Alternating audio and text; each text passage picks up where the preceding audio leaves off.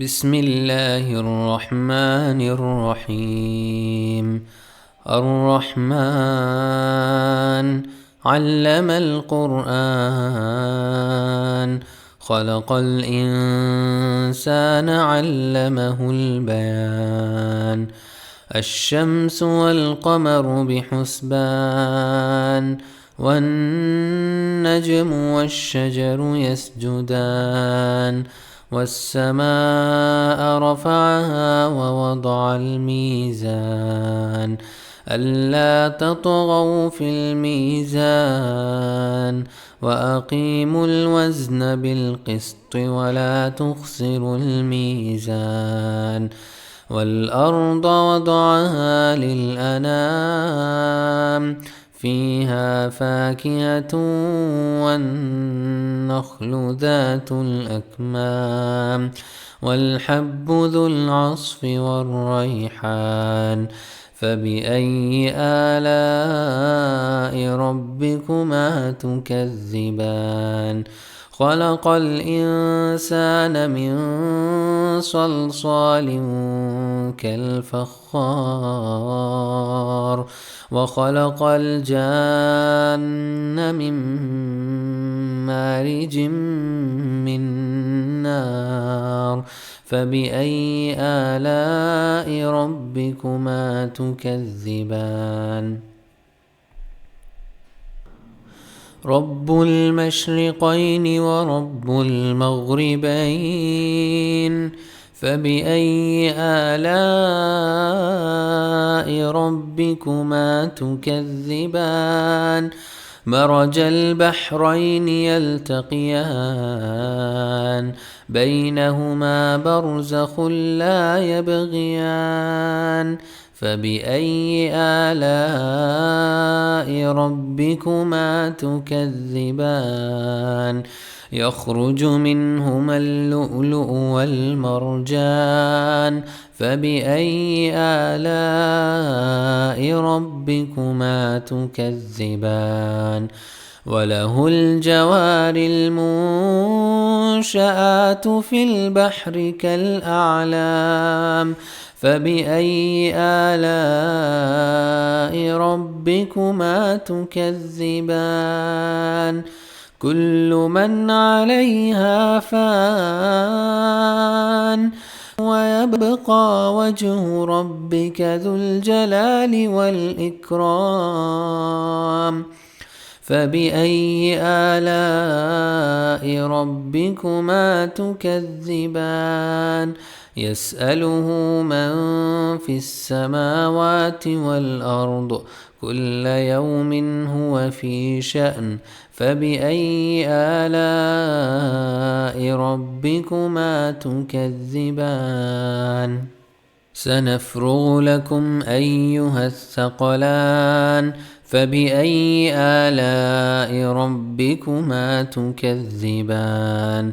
يا معشر الجن والإنس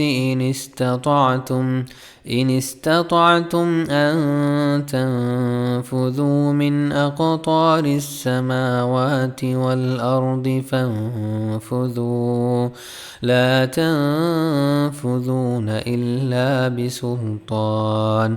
فبأي آلاء ربكما تكذبان؟ يرسل عليكما شواظ من نار، ونحاس فلا تنتصران. فبأي آلاء ربكما تكذبان؟ فإذا انشقت السماء فكانت وردة كالدهان. فبأي آلاء ربكما تكذبان؟ فيومئذ لا يسأل عن ذنبه إنس ولا جان.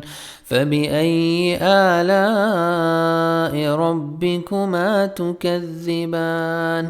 يعرف المجرمون بسيماهم فيؤخذ بالنواصي والأقدام فبأي آلاء ربكما تكذبان هذه جهنم التي يكذب بها المجرمون يطوفون بينها وبين حميم آن فبأي آلاء ربكما تكذبان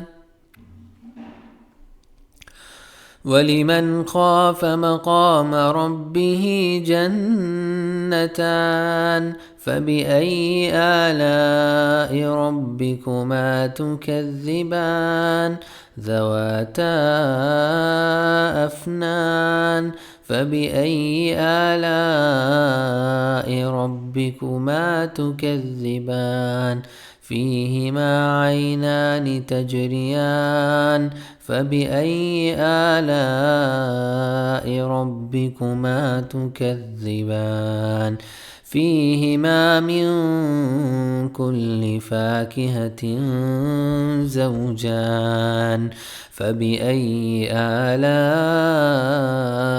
ربكما تكذبان متكئين على فرش بطائنها من استبرق وجنى الجنتين دان فبأي آلاء